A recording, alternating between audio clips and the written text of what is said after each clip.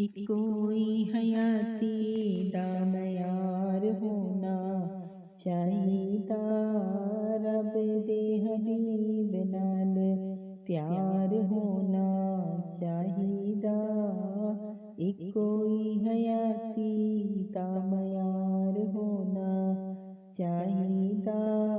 ਰੱਬ ਦੇ ਹਬੀਬ ਨਾਲ ਪਿਆਰ ਹੋਣਾ ਚਾਹੀਦਾ। ਸਾਨੂੰ ਯਾਰਗਾਰ ਨੇ ਦੱਸਿਆ ਏ ਦੋਸਤੋ, ਸਾਨੂੰ ਯਾਰਗਾਰ ਨੇ ਦੱਸਿਆ ਏ ਦੋਸਤੋ, ਸਭ ਕੁਝ ਸੋਨੇ ਤੋਂ ਨਿਸਾਰ ਹੋਣਾ ਚਾਹੀਦਾ। ਸਭ ਕੁਝ ਸੋਨੇ ਤੋਂ ਨਿਸਾਰ ਹੋਣਾ ਚਾਹੀਦਾ। ਇੱਕੋ ਹੀ ਹਯਾਤੀ ਦਾ ਮਿਆਰ ਹੋਣਾ ਚਾਹੀਦਾ। ਰੱਬ ਦੇ ਹਬੀਬ ਨਾਲ ਪਿਆਰ ਹੋਣਾ ਚਾਹੀਦਾ।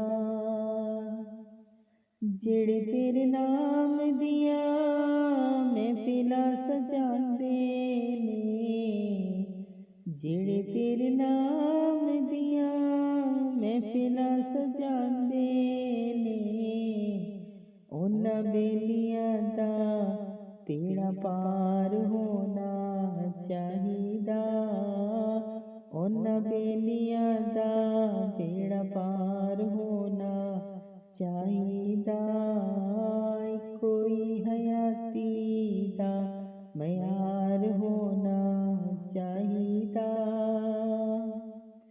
ਆਕਾ ਜਦੋਂ ਯਾਦ ਕਰੋ ਆਪਣੇ ਗੁਲਾਮਾਂ ਨੂੰ, ਆਕਾ ਜਦੋਂ ਯਾਦ ਕਰੋ ਆਪਣੇ ਗੁਲਾਮਾਂ ਨੂੰ, ਸਾਡਾ ਵੀ ਗੁਲਾਮਾਂ 'ਚ ਸ਼ੁਮਾਰ ਹੋਣਾ ਚਾਹੀਦਾ। ਸਾਡਾ ਵੀ ਗੁਲਾਮਾਂ 'ਚ ਸ਼ੁਮਾਰ ਹੋਣਾ ਚਾਹੀਦਾ। ਇੱਕੋ ਹੀ ਹਯਾਤੀ ਦਾ ਮਿਆਰ ਹੋਣਾ ਚਾਹੀਦਾ। ਰੱਬ ਦੇ ਹਬੀਬ ਨਾਲ ਪਿਆਰ ਹੋਣਾ ਚਾਹੀਦਾ। ਲਬਾਂ ਤੇ ਨਿਆਜ਼ੀ ਨੂੰ ਸਾਹ ਜਦੋਂ ਆਖਰੀ, ਲਬਾਂ ਤੇ ਨਿਆਜ਼ੀ ਨੂੰ ਸਾਹ ਜਦੋਂ ਆਖਰੀ, ਉਸ ਵੇਲੇ ਸੋਨੇ ਦਾ ਦੀਦਾਰ ਹੋਣਾ ਚਾਹੀਦਾ। ਉਸ ਵੇਲੇ ਸੋਨੇ ਦਾ ਦੀਦਾਰ ਹੋਣਾ ਚਾਹੀਦਾ। ਇੱਕੋ ਹੀ ਹਯਾਤੀ ਦਾ ਮਿਆਰ ਹੋਣਾ ਚਾਹੀਦਾ। ਰੱਬ ਦੇ ਹਬੀਬ ਨਾਲ ਪਿਆਰ ਹੋਣਾ ਚਾਹੀਦਾ।